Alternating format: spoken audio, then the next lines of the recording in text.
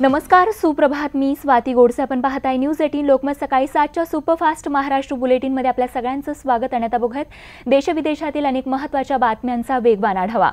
मागील 7 दिवसांपासून सुरू असणारं उपोषण अण्णा हजारेंनी अखेर मागे घेतलंय. लोकपालची अंमलबजावणी, लोकायुक्त कायदा तसंच शेतकऱ्यांच्या संदर्भातल्या विविध मागण्यांसाठी अण्णा हजारेंचं हे उपोषण सुरू होतं. मुख्यमंत्र्यांबरोबरच्या दीर्घकाळ चर्चेनंतर सरकारनं दिलेल्या आश्वासनावर मी समाधानी असल्याची प्रतिक्रिया अण्णांनी दिली आहे. तसंच महाराष्ट्र सरकारकडून बनवला जाणारा लोकायुक्त कायदा हा देशाला दिशा देईल असा विश्वास देखील अण्णांनी व्यक्त केला आहे. राळेगण सिद्धीमध्ये केंद्रीय मंत्री राधामोहन सिंग, मुख्यमंत्री देवेंद्र फडणवीस, सुभाष भामरे आणि अण्णा हजारे यांच्यात सुमारे 6 तासांपेक्षा जास्त काळ चर्चा झाली. या चर्चेदरम्यान अण्णांनी केलेल्या मागण्या योग्यच आहेत आणि आम्हाला त्या मान्य आहेत असं मुख्यमंत्र्यांनी स्पष्ट केलं आहे. यंदाच्या अर्थसंकल्पीय अधिवेशनात लोकायुक्त कायद्याचा ड्राफ्ट मांडला जाणार आहे. तसंच जॉईंट ड्राफ्टिंग कमिटी नेमून लोकायुक्त कायद्याचा ड्राफ्ट तयार करण्यात येईल असं आश्वासन मुख्यमंत्र्यांनी दिलं आहे. कृषी मूल्य आयोगावर अध्यक्षांची नेमणूक करण्यात आली असून अध्यक्ष नेमण्याच्या कायद्यात बदल करण्यात आला असल्याचं मुख्यमंत्र्यांनी सांगितलंय. तसंच कृषी मूल्य आयोगाच्या अध्यक्षांना स्वायत्तता देण्याची अण्णांची मागणी सरकारला देखील मान्य असल्याची ग्वाही यावेळी मुख्यमंत्र्यांनी दिली आहे. शेतमालाला हमीभाव देण्यासाठी केंद्रीय कृषी मंत्री राधामोहन सिंग यांच्या अध्यक्षतेखाली एक समिती स्थापन करणार. ही समिती 10 महिन्यांच्या आत एक अहवाल देखील देईल अशी माहिती देखील यावेळी देण्यात आली आहे.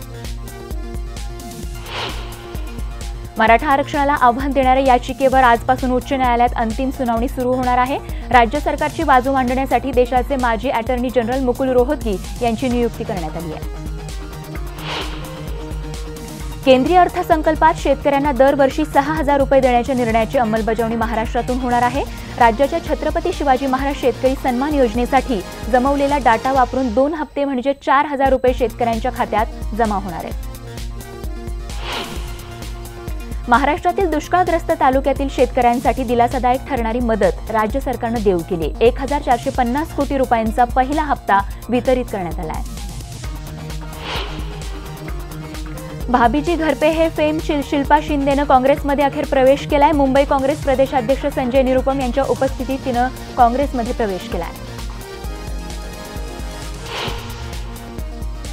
खडसे आणि भाजपची बदनामी केल्याप्रकरणी अंजली दमानी आणि प्रीती मेनन यांच्या विरोधात भाजप कार्यकर्ते रमेश ढोले यांनी मुक्ताईनगर न्यायालयात फौजदारी खटला दाखल केलाय. न्यायालयात कायम गैरहजर राहण्याची परवानगी मिळण्यासंदर्भातला दमानी यांचा अर्ज रद्द करण्यात आला आहे. राज्याच्या ग्रामविकास मंत्री पंकजा मुंडेंनी पुन्हा एकदा राष्ट्रवादी काँग्रेसवर सडकून टीका केली आहे. आम्ही थापा मारून मतं मागत नाही. जे काम केलंय ते तुमच्या समोर आहे, पण राष्ट्रवादीतले सगळेच गडप करतात, रस्तेही कागदावरच बनवतात असं पंकजा यांनी म्हटलंय.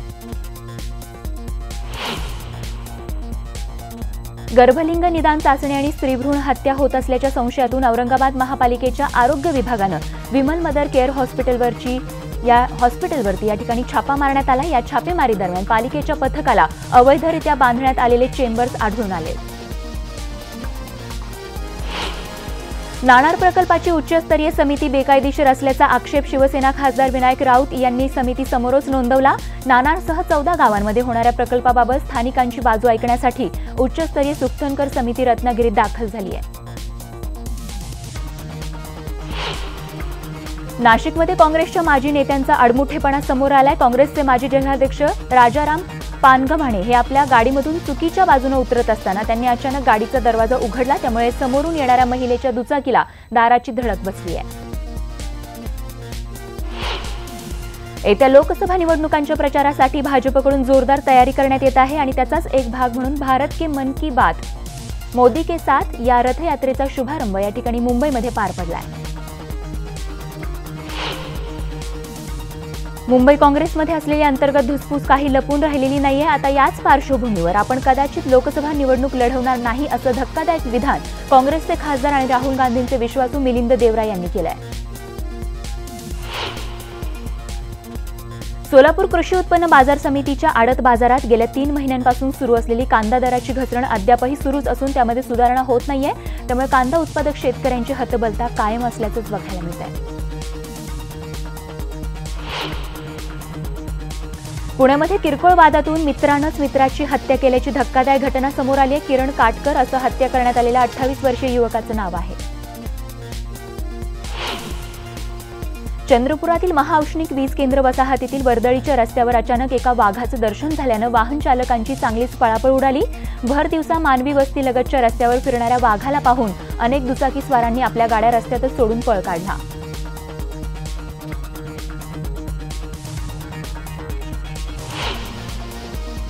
सटाण्यातील अनेक भागात मानवी वस्ती शिरून शेतकऱ्यांची जनावरं फस्त करणाऱ्या बिबट्याला जेरबंद करण्यात वन विभागाला अखेर यश आलंय. मागील काही दिवसांपासून या बिबट्यानं अनेक जनावरांवरती हल्ला केल्याच्या घटना या ठिकाणी घडल्या होत्या.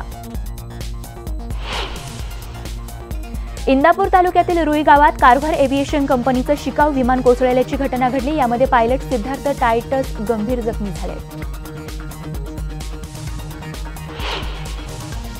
साताऱ्यातील फलटणमध्ये चक्क वळू शिरला होता. 3-4 तासांच्या नाट्यानंतर पालिकेला जाग आली आणि जेसीबीच्या सहाय्यानं या वळूला पकडण्यात आलं.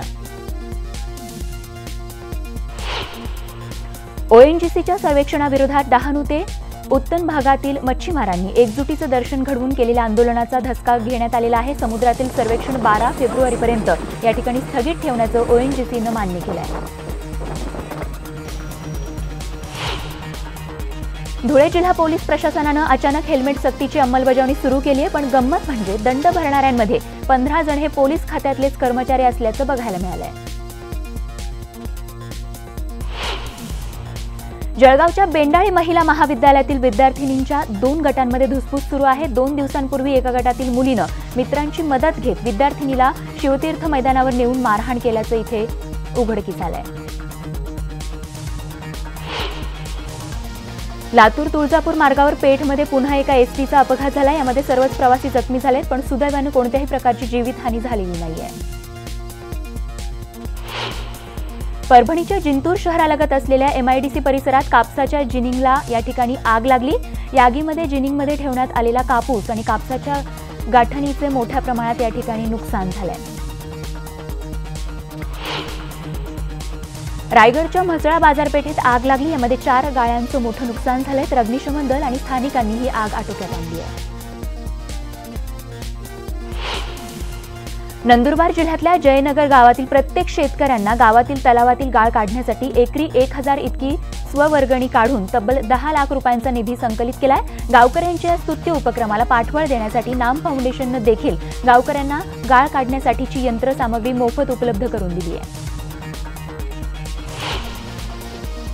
जयपूरमध्ये पार पडलेल्या मिस इंडिया 2019 स्पर्धेत बारामतीचे पोलीस निरीक्षक धन्यकुमार गोडसे यांची कन्या धनश्री गोडसे हिनं बाजी मारली आहे. इंडियन फॅशन फियास्टाच्या वतीनं जयपूर इथे अंतिम फेरीतील देशभरातील 27 सौंदर्यवती स्पर्धकांमधून मराठमोळ्या धनश्री हिनं मिस इंडिया किताबाला गवसणी घातली आहे. सिंधुदुर्गात वेंगुर्लेच्या समुद्रामध्ये गावोगावच्या देवदेवतांचा समुद्र स्नानाचा दिमाखदार सोहळा सोमवारी संपन्न झालाय. पौष अमावस्या आणि श्रावण नक्षत्र एकत्र येऊन महोदय पर्वणीचा योग हा 4 वर्षांनी जुळून आल्यानं हा सोहळा इथे रंगला होता. माघी गणेशोत्सवानिमित्त मुंबईतल्या सिद्धिविनायक मंदिराला आकर्षक रोषणाई करण्यात आली आहे. या नेत्रदीपक रोषणाईमुळे मंदिर परिसर उजळून निघालाय. अमरावतीच्या नारायणनगर इथं डॉक्टर भाऊसाहेब देशमुख आर्ट अकॅडमीतर्फे राज्यस्तरीय चित्रशिल्प प्रदर्शनाचं आयोजन करण्यात आलंय. शिल्पकला, विद्यार्थी गट आणि व्यावसायिक गट अशा 3 विभागात हे प्रदर्शन या ठिकाणी आयोजित करण्यात आलंय. भंडारा जिल्ह्यात नव्या पद्धतीचा शंकरपट पाहण्यासाठी लोकांनी देखील मोठी गर्दी केली होती. मासळ या गावात मागील 150 वर्षांपासून शंकरपटाचं आयोजन केलं जात आहे. वर्ध्यातील सेलू घोराड संत केजाजी आणि त्यांचे पुत्र नामदेव महाराजांच्या महापरिनिर्वाण दिनानिमित्त घोराड नगरीमध्ये विविध कार्यक्रमांचं आयोजन करण्यात येतं. 112व्या पुण्यतिथीनिमित्त मंदिरामध्ये तब्बल 2500 दिवे या ठिकाणी प्रज्वलित करण्यात आले होते. रामटेक इथल्या कवी कुलगुरू कालिदास संस्कृत विश्वविद्यालयाच्या परिसराचं नामकरणाचा सोहळा या ठिकाणी पार पडला. यावेळी राज्यपाल सी विद्यासागर राव यांच्यासह केंद्रीय मंत्री नितीन गडकरी आणि राष्ट्रीय स्वयंसेवक संघाचे सरकार्यवाहक भयाजी जोशी देखील उपस्थित होते. पंतप्रधान शेतकरी सन्मान निधीच्या पहिल्या हप्त्यासाठी आधार कार्ड बंधनकारक नसणार आहे। पहिल्या हप्त्यासाठी मतदार ओळखपत्र, नरेगा जॉब कार्ड, वाहन चालवण्याचा परवाना किंवा केंद्र आणि राज्य सरकारने दिलेले इतर ओळखपत्र देखील तुम्हाला दाखवता येणार आहे। या शतकाच्या अखेरपर्यंत हिंदुकुश पर्वतामधील बर्फाची शिखरं वितळण्याचा धोका निर्माण झाल्याची माहिती जागतिक पर्यावरण तज्ज्ञांनी वर्तवली आहे। तापमानात वाढ झाल्याने हा धोका निर्माण झाल्याचं बोललं जात आहे। हरितगृह वायूंचं उत्सर्जन कमी करण्यासाठी चीनच्या नागरिकांनी डुकरांचं मांस खाणं कमी करण्याचं आवाहन संयुक्त राष्ट्रांच्या शेती आणि अन्न विभागानं केलंय। जगभरात आहारात सर्वाधिक डुकरांच्या मांसाचा वापर करण्यात चीनचा नंबर पहिला आहे। स्वाभिमानी शेतकरी संघटनेच्या आंदोलनानंतर राज्यातल्या ऊस उत्पादकांच्या खात्यावर अंदाजे 3000 कोटी रुपये जमा करण्याची प्रक्रिया सुरू झाली आहे। गाळप हंगाम संपण्यापूर्वी उरलेली थकीत शेतकऱ्यांच्या खात्यावर जमा करण्याचं साखर आयुक्तालयाचं आश्वासन या ठिकाणी त्यांच्यामार्फत देण्यात आलं आहे। रासायनिक कीटकनाशकांच्या अतिरेकी वापराचा भारतातल्या शेतमाल निर्यातीला फटका बसण्याची शक्यता वर्तवण्यात येत आहे। आखाती राष्ट्रांमध्ये सध्या कीटकनाशकांची कडक तपासणी सुरू झाली आहे। तिकडे सटाणा तालुक्यातही बिबट्यानं थैमान घातलंय। सटाण्यातील अनेक भागात मानवी वस्ती शिरून शेतकऱ्यांची जनावरं फस्त करणाऱ्या बिबट्याला जेरबंद करण्यात वन विभागाला यश आलंय। गर्भलिंग निदान चाचणी आणि स्त्रीभ्रूण हत्या होत असल्याच्या संशयामधून औरंगाबाद महापालिकेच्या आरोग्य विभागानं विमल मदर केअर हॉस्पिटलवरती छापा मारलाय। या छापेमारी दरम्यान पालिकेच्या पथकाला अवैधरित्या बांधण्यात आलेले चेंबर्स आढळून आले आहेत।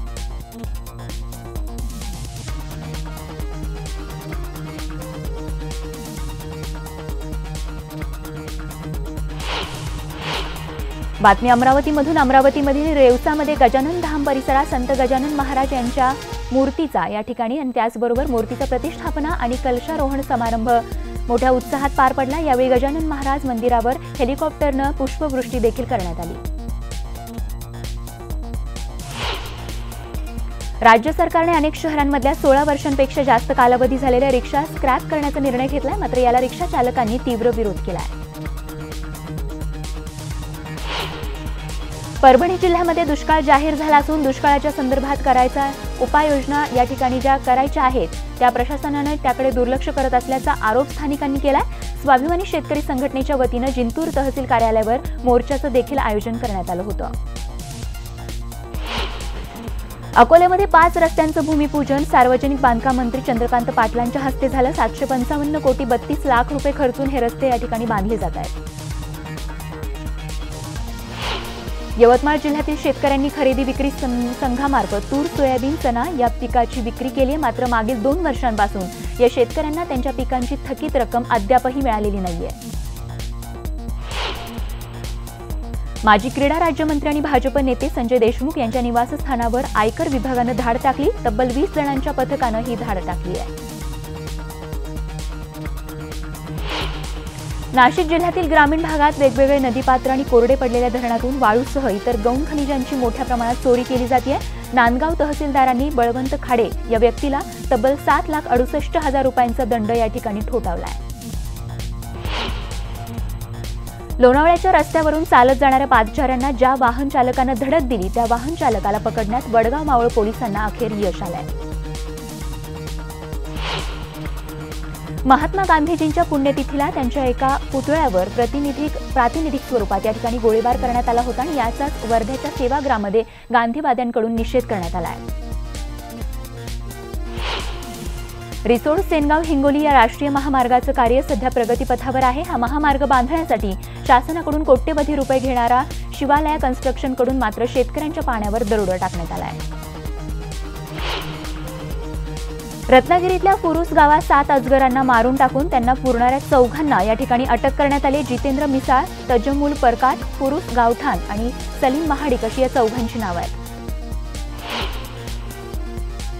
हिंगोली बस स्थानकातील बसेसचं नियोजन पूर्णतः कोलमडलंय। आगारातर्फे नियोजन केलं जात असलं तरी अपुऱ्या मनुष्यबळामुळे कामांचा खोळंबा होतोय।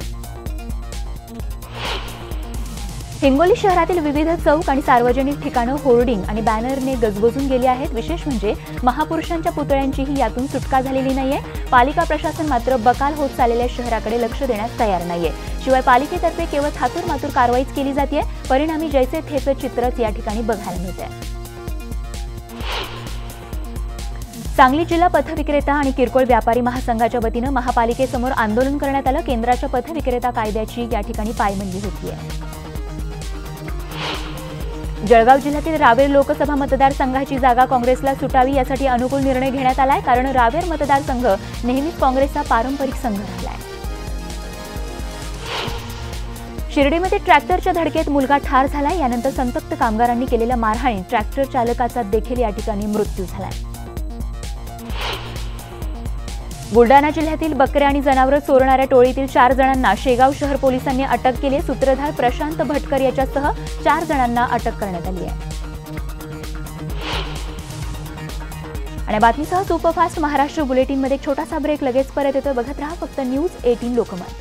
ब्रेकनंतर सुपरफास्ट महाराष्ट्र बुलेटिनमध्ये आपल्या सगळ्यांचं पुन्हा एकदा स्वागत। आणि आता बघत जगभरातील आणखीन काही महत्त्वाच्या बातम्या थोडक्यात। जेडीयू नेते प्रशांत किशोर युतीचे नवे चाणक्य ठरणार आहेत, कारण प्रशांत किशोर यांनी ट्विट करत युती होण्याचे संकेत दर्शवलेत।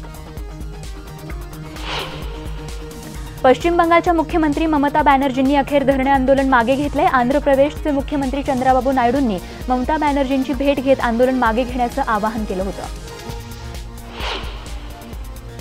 काँग्रेसच्या सरचिटणीसपदी विराजमान झाल्यानंतर आता दिल्लीच्या काँग्रेस मुख्यालयात कार्यालय देण्यात आलंय। प्रियंका गांधी यांना आणि त्यांना काँग्रेस अध्यक्ष राहुल गांधींच्या बाजूची केबिन या ठिकाणी देण्यात आली आहे। काँग्रेसच्या सरचिटणीस पदाची धुरा सांभाळल्यानंतर प्रियंका गांधी आता राजकारणात सक्रिय झाल्या आहेत। काल त्यांनी पहिल्यांदाच दिल्लीतील झोपडपट्टीत जाऊन लोकांची भेट घेतली। पंतप्रधान नरेंद्र मोदींच्या मन की बात कार्यक्रमाला टक्कर देण्यासाठी काँग्रेसने अपनी बात राहुल के साथ हा उपक्रम सुरू केल्याचं सांगण्यात येत आहे। यामध्ये ते विद्यार्थ्यांशी संवाद साधणार आहेत। पाटीदार समाजाचा नेता हार्दिक पटेलचं लोकसभा निवडणूक लढवायचं जवळपास निश्चित झालंय। सौराष्ट्र भागातील अमरेलीमधून तो उभा राहणार असल्याचं देखील कळत आहे। पंतप्रधान नरेंद्र मोदींची तुलना इंदिरा गांधींशी करणं म्हणजे इंदिराजींचा अपमान आहे, अशी बोचरी टीका राहुल गांधींनी केली आहे। हिंदुस्तान टाइम्स या वृत्तपत्राला दिलेल्या मुलाखतीत त्यांनी हे विधान केलंय। भारताचे संदेशवाहक उपग्रह जीसॅट 31चं पहाटे 2:30च्या सुमारास फ्रेंच गयाना इथल्या अंतराळ केंद्रातून यशस्वी प्रक्षेपण करण्यात आलंय। भारताने यापूर्वी देखील अनेक उपग्रह फ्रेंच गयानातून प्रक्षेपित केली आहेत। कर्नाटकातील मैसूरमधील सुट्टर मठातील एका धार्मिक कार्यक्रमादरम्यान फुग्यांचा स्फोट झाल्यानं काही जण गंभीर जखमी झालेत। मठातील कार्यक्रमानिमित्त हेलियम गॅसच्या फुग्यांची सजावट या ठिकाणी करण्यात आली होती, ज्यावेळी ही दुर्घटना घडली आहे।